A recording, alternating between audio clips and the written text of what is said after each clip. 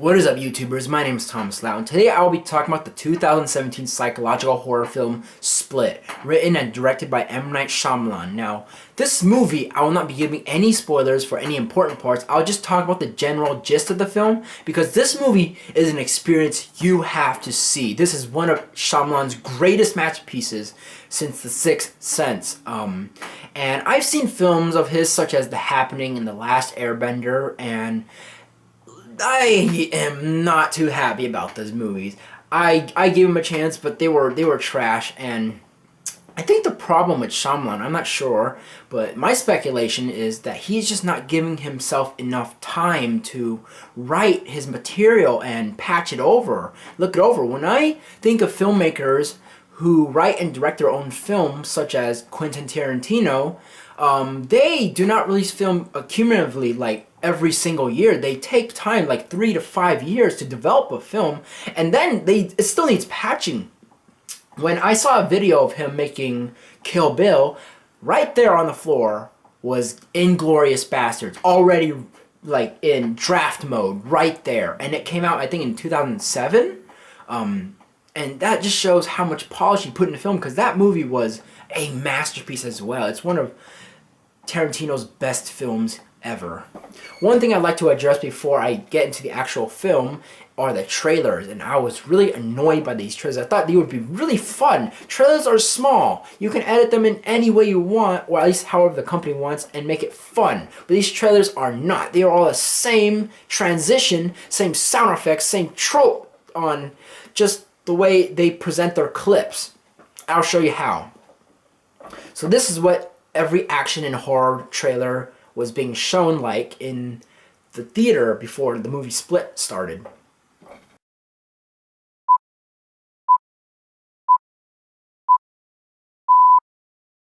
Boom!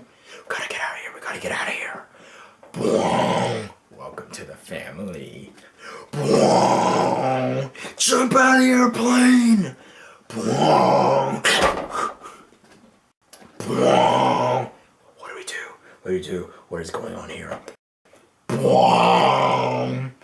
Coming this summer, June 24th, 2017. A Cure for Wellness. Boom! Every action and horror film being previewed in that theater was that. Okay, so the first film, The Bellico Experiment. It looks interesting. It looks like an office battle royale, or a forced one, when a hijacker hijacks a company building and forces the employees to comply with whatever demands he gets. And if not, he will flip. He has literally a flip of numbers 1 through 50, and each number represents an employee. When he flips one, that means they're gone. And at the end of the clip, I think one guy falls into a blender. Rings. This movie is a remake of a remake being a remake. The funny thing I found about this movie was there was a flat screen TV, like face planted on the floor, and Sadako has to lift it out with her back. Like she has to do like some push up and lift it off of her back. That's hilarious. But this movie looks pathetic. Life. Jake Gyllenhaal is in space with this crew member, and they discover a single-celled organism in space. It's Splice meets Alien. A Cure for Wellness. Now this one looks interesting.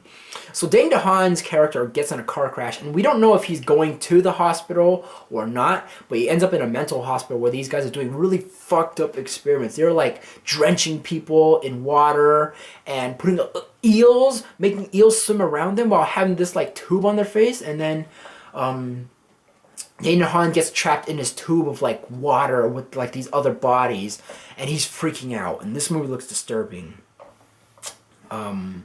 And then there's Chips.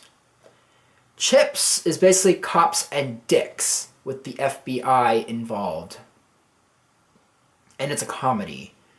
I don't know what comedies can make jokes funny when they talk about dicks. I find it disgusting. The Mummy remake. I think this film takes itself too seriously. It also has a jump scare in the trailer. which was the stupidest thing I've ever seen. But this movie, compared to the Brendan Fraser version, I prefer the Brendan Fraser version. Although CGI kind of sucks, it's still part of my childhood horror film. This movie did not take itself seriously, and it was fun, it was scary, and it was action-filled. This movie, the Mummy remake, looks like it takes itself too seriously, is not fun, is all dark and edgy, and it's X-Men Apocalypse without the X-Men, and Apocalypse is a chick.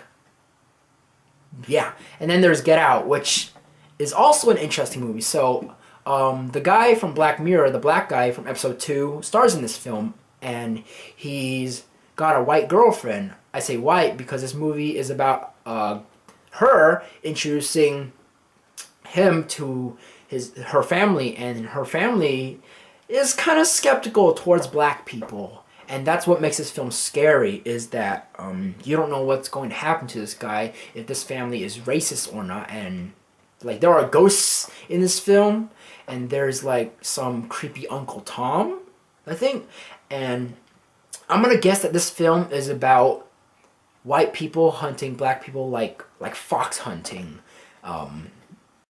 So Split stars James McAvoy as this guy who's suffering from a personality disorder called DID, or dissociative identity disorder, and his mind has been shattered into 23 different separate people with different physiques, different mindsets, different IQs, different ways of thinking, different traits. It's literally 23 different people living in one body, and the scary part about this is how it's very unpredictable. You do not know who you're talking to, you do not know who's going to switch on and who will switch off. And at the beginning of the film, this guy kidnaps 3 girls and holds them in an unknown location, and we do not know what he's going to do to them. Throughout the film, we switch between McAvoy talking with the psychologist and 3 girls trying to escape, and his psychologist, played by Betty Buckley, who I remember from the movie Carrie, the original one, not the crappy remake. She's trying to analyze and break down any of the motivations that McAvoy's character is presenting through the experiences or just anything he's talking about. And she's trying to differentiate the different personalities she's trying to talk to, because as the movie progresses, it gets much more harder to make sense of who is actually who and who is hiding in the skin of who. And at the same time, we also cut to a flashback of this little girl going to a hunting trip with her dad and her uncle. And I thought this was some Shyamalan symbolic crap again, but this scene, think about this scene, it really works in this movie. It's just not some pretentious, it's not any pretentious thing that Shyamalan is trying to shove in our face. No, it works in this film when you rewatch this movie. One thing I really love about this film was McAvoy's acting. This guy deserves an award for something for this film, because he was able to play 10 personalities out of 23. Like, there were some audio logs that was showing like McAvoy's character talking about some I guess Eastern knowledge or whatever, and it swapped to like him being Buffalo Bill from Silence of the Lambs. And then one of his personalities that I really loved was Hedwig. He'd talk with this lisp, and he'd be like, he does awful things to people that he will do to you, etc. And the crowd at the back of me in the theater would always laugh when he just ends every sentence with etc. One of the great things I love about this film that Shyamalan does that differentiates himself from every single horror film and every horror director that has been present for the last couple of 5 or 6 years is 2 things.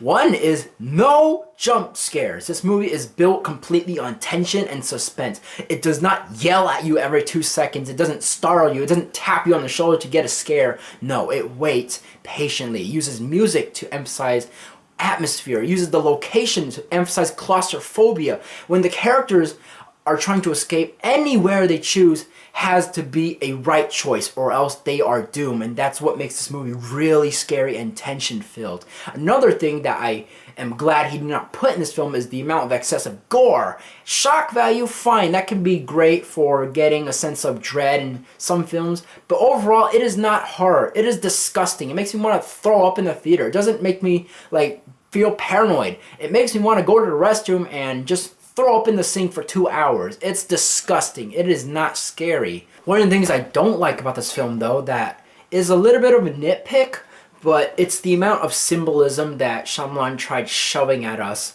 when it came to the personalities and combating the beast that is in the movie. With the whole symbolism with the personality, when you are at the psychologist's office, it's literally everywhere. Behind her, you can see two paintings. One has a shattered mirror with different pieces all over the place, and one other painting has a bunch of dots with different colors. And I'm just like, I get it. There's different personalities in McAvoy's character. You don't have to tell that to me. It's in the trailer. It's in the movie. I get it. And it's even on her shirt. Like, her shirt has these different symbols that represent different things. And I'm just like... That's just a little nitpick, though. And with the whole beast thing, I assumed it had to do with the girls combating their captor, and I thought it was trying to be this pretentious, symbolic message that you have to combat the beast that comes before you, and you cannot hesitate. You have to be strong, be filled with courage. But actually, that so-called flashback, or maybe it's not even a flashback, works really well. So the final grade I'm going to give this film is an A-. This movie is not an A+ because there's some nitpicks for me, and I kind of got annoyed by the symbolism that I thought he was trying to import into the movie, connecting the flashback, or I think it was a flashback, between the present. But other than that, the brilliant writing in this movie kept the story flowing. This movie had a cohesive story. The characters weren't retarded teenagers. No, they know how to think. McAvoy's character was scary. He was funny. He was tragic. McAvoy just held this film as well as the girl actors. Everybody did a great job. This movie is one of the best horror movies I've seen in not only this year, but in a long time. It is one of the greatest horror movies I've ever seen. And I hope Shyamalan keeps this up. And take a break once in a while, dude. Like, just sit down, drink a cup of coffee, don't overexert yourself, take a break, write some awesome films, and keep making movies. One thing I like to say is I did not see this, I did not see the plot twist in this movie. Maybe it's hidden, but I didn't see the pretentious plot to it. And that is also why I found this film really brilliant, is that it's not obvious or shoved in your face, but you have to look for it to understand this movie. So if you want to see more from my channel, hit the subscribe button on top. And if you want to talk about this film, drop a comment below. I'll be reading. And I'll see you guys next time. Thank you for viewing.